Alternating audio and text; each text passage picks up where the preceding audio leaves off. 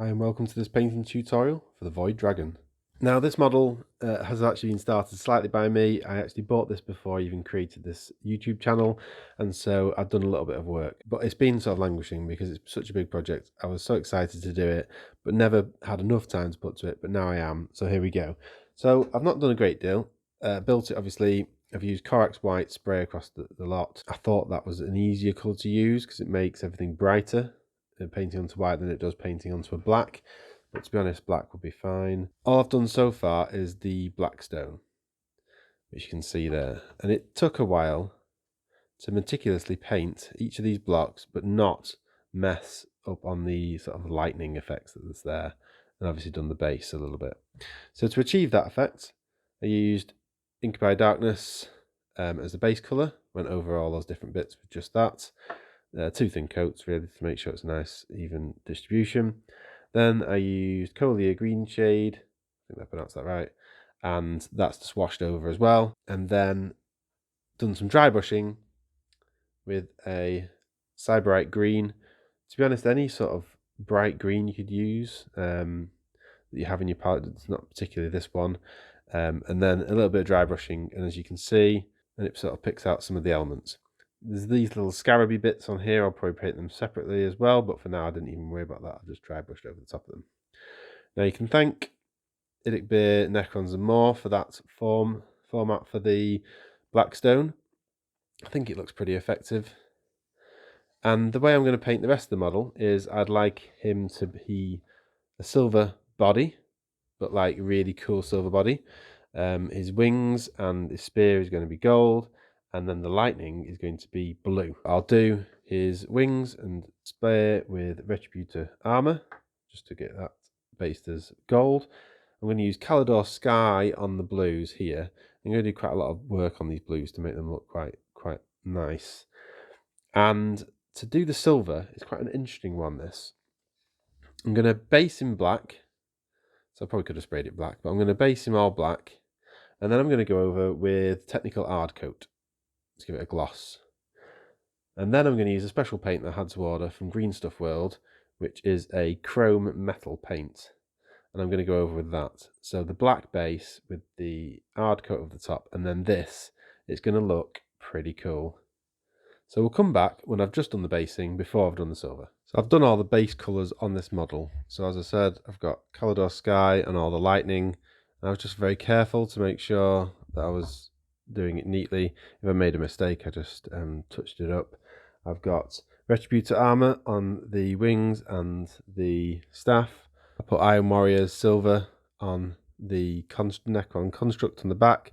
Could have been Lead Belcher. It's going to be quite dark. I'm going to null all that just to make sure it looks appropriate, and then I'll think about how to make that look better. And then for the main dude, I've gone with a Abaddon black. I end up doing two thin coats of that to make it a good consistency, and then use the Technical Ard Coat over. So you can see there, he's got quite a glossy sheen, and that's perfect because the exciting next bit is the chrome metal paint. The silver effect is done. Now, actually, the paint is a chrome, and I think you'll agree, it looks absolutely fantastic. The shine, the gloss on it, it really does look like chrome plating.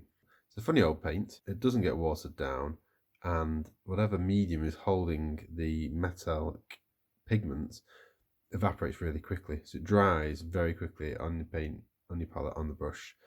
So you just have to do it in small amounts, but the finish is brilliant. It's exactly what I was hoping for this model.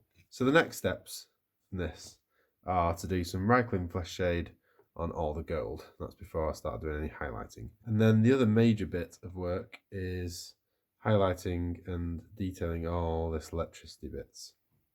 So what I'll do is create like glow effects in the middle of these electric bolts, a bit of a colour change to that glow, and I'll use a Baharoth blue to achieve that. And because I want to create a gradual change of the colour, I'll probably take a bit of Baharoth blue and my Calidor Sky mixed together to paint a section, and then I'll paint a smaller section just with Baharoth blue over the top, and you'll see that it looks like it's pulsing glowing. That bit of detailing is done now. The colour's been graduated up to something that's a bit brighter, and all I've done is use the base Calidor Sky and the Baharoth Blue, and I've used 50-50 on each of them to colour up an area. So say this bit here, just like a wider area to start the highlight, and then just use Baharoth Blue as it is to give it a brighter bit. So there's like a bit of a colour graduation. And then the next stage is to use Blue Horror just for these little tiny bits that are the brightest. Then what I'll do is, where there is a bright bit that's quite close to a stone, like here, I'll do a little bit of dry blush with Blue Horror as well, just to give a tinge of blue on there. So like on this bit here, on the outside of that stone there. And that's just going to create a better glowing effect. While I'm doing this next small bit of highlighting, I'm also going to highlight the gold, and I'm going to use a Liberator gold just to edge highlight that whole area, just to bring out some of the sharp detail, and then we'll come back when those bits are done. Going back to the model with some highlighting done, I've taken the Blue Horror and pimped up the really focal points of the colouring just to make them look brighter. So it's like a bling on the electricity, you can see there down the side. I've taken some colour into these bits here,